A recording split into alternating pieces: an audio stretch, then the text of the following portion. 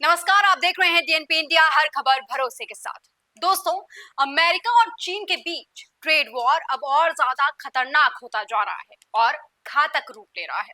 America की तरफ से चीन पर 245% टैरिफ लगाया गया। चीन ने पहले ही साफ कर दिया था कि वो किसी भी तरह के युद्ध के लिए तैयार है और ये लड़ाई अब सिर्फ टैक्स की नहीं बल्कि टेक्नोलॉजी, सप्लाई चेन और ग्लोबल दबदबे की बन गई है।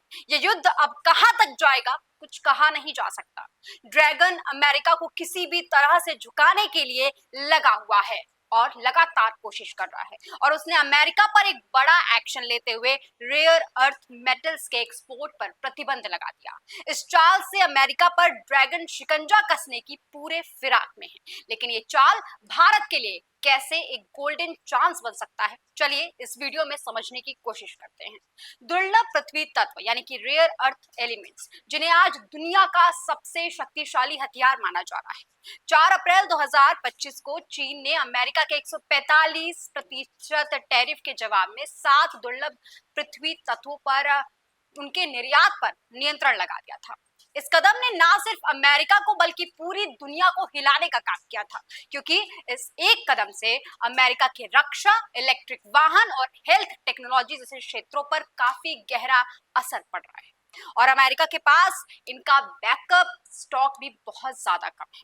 और ऐसे में जो अमेरिका है वो 50% से ज्यादा महत्वपूर्ण खनिज चीन से ही प्राप्त कर सकता है और कई ऐसे पदार्थ हैं जिसके लिए अमेरिका सिर्फ चीन पर ही निर्भर करता है। मतलब साफ है कि अमेरिका दुर्लभ खनिज के लिए चीन पर पूरी तरीके से निर्भर है। दोस्तों, चीन दुनिया का सबसे बड़ा उत्पादक है और वैश्विक उत्पादन का करीबन 85% हिस्सा अकेले चीन ही करता है और 92% प्रोसेसिंग यानी कि रिफाइनिंग पर भी चीन की ही पकड़ है। यानी दुनिया की ज्यादातर रेयर अर्थ सामग्री चीन में ही साफ सुथरी बनकर निकलती है। ये टेक्नोलॉजी, रिसर्च, सस्ते श्रम और सरकार का भारी सब्सिडी का नतीजा है। रेयर अर्थ यानी कि दुर्लभ धातुएं असल में बहुत दुर्लभ नहीं होती हैं। स्कैंडियम और 15 लेथनोइड सहित 17 खास खनिजों का ये समूह होता है जो जमीन में पाया जाता है, लेकिन इन्हें खनन और शुद्ध करना बहुत मुश्किल और बहुत महंगा होता है। ये खनिज mobile phone, electric car, MRI machine, लड़ाकू विमान, मिसाइल सिस्टम और हाईटेक गैजेट्स के निर्माण में बेहद जरूरी होते हैं। लेकिन चीन ने इन तत्वों के एक्सपोर्ट पर रोक लगा दी है। कई चीनी बंदरगाहों पर शिपमेंट रोक दिए गए हैं। अमेरिकी कंपनियां जैसे कि लॉकहीड मार्टिन, टेस्ला, एप्पल जो इन तत्वों पर निर्भर हुआ करती हैं, वो फिलहाल सप्लाई संकट का सामना कर रही हैं। मतलब चीन की ये चाल किसी गोली बारूद या तोप से नहीं चली है, बल्कि इन खनिज पदार्थों के रोक से चली है और ये पूरे युद्ध को अपने तरफ करने की कोशिश की तरफ देखा जा रहा है, क्योंकि भले ही गोलियां तोपें नहीं चल रही हों, लेकिन ये बेहद घातक और विनाशकारी है। इन प्रतिबंधों से अमेरिका रक्षा क्षेत्र की अगर मैं बात करूं तो F-35 जेट, मिसाइल तकनीक की बात करूं तो स्मार्टफोन, एआई चिप्स और स्वास्थ्य सेवा की बात करूं तो एमआरआई मशीन और कैंसर उपचार, इन तमाम चीजों को भी खतरा हो सकता है। अब आप पूछेंगे कि इन सारी ही दिक्कतों का भारत से क्या लेना देना है। दोस्तों, ये मौका जो है वो भारत के लिए आपदा में अवसर जैसा साबित हो सकता है। अब आप सोचिए कि आपको पता है मार्केट में किसी चीज की बड़ी कमी आने वाली है और आप थोड़ी सी मेहनत और थोड़ा संसाधन का इस्तेमाल करके उस सामान की आपूर्ति कर सकते हैं। तो आपके लिए हो गया ना ये सुनहरा अवसर। ऐसे ही भारत के लिए भी ये मौका एक सुनहरा मौका हो सकता है।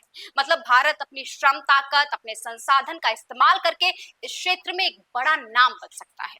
हालांकि इसके लिए बहुत ज्यादा निवेश और समय लगेगा। भारत दुनिया का 5वां सबसे बड़ा दुर्लभ पृथ्वी भंडार रखता है। ओडिशा, आंध्र प्रदेश, तमिलनाडु और केरल जैसे राज्यों में पाए जाते हैं ये खनिज। और दुख की बात तो ये है कि भारत अभी इन खनिज के खनन पर उतना काम नहीं कर पा रहा है। भारत के लिए ये रेयर अर्थ मेटल निष्क्रिय संपत्ति जैसे हैं। चीन ने 1950 के दशक में ही खनन और प्रोसेसिंग क्षमताओं को बढ़ाने का काम शुरू कर दिया था, जबकि भारत ने इस क्षेत्र में उतना निवेश नहीं किया। मतलब भारत के पास खनन की क्षमता तो है, लेकिन प्रोसेसिंग के लिए संसाधन की कमी। लेकिन अब भारत को खनन पर निवेश करना होगा, जिससे ना केवल हमारी जो दूसरे देशों पर निर्भरता है वो कम हो, बल्कि साथ ही हम दूसरे देशों के लिए रेयर अर्थ मेटल्स के लिए एक ऑप्शन भी बन सकते हैं। क्योंकि भारत रक्षा क्षेत्र की मैं जो बात करूं, अगर मिसाइलों की बात करूं, ड्रोन की बात करूं, ऐसे कई उपकरणों के लिए इन दुर्लभ पृथ्वी तत्वों पर निर्भर करता है और इस संकट से प्रभावित भी हो सकता है। अगर हम अपने सप्लाई चेन को विकसित करते हैं, उसे आगे बढ़ाते हैं, तो हम आत्मनिर्भर भारत के सपने को भी साकार कर सकते हैं।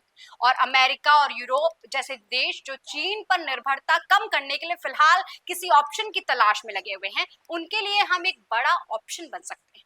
दोस्तों, आपको क्या लगता है, क्या भारत को इस विषय में सोचना चाहिए? कमेंट सेक्शन में लिखकर अपना जवाब जरूर दीजिएगा। साथ ही बताइएगा कि क्या भारत को वाकई खनिज पर काम कर कर अभी फिलहाल इस ट्रेड वॉर का फायदा उठाना चाहिए? इस खबर में फिलहाल के लिए इतना ही। देखते रहिए DNP इंडिया, हर खबर भरोसे के साथ।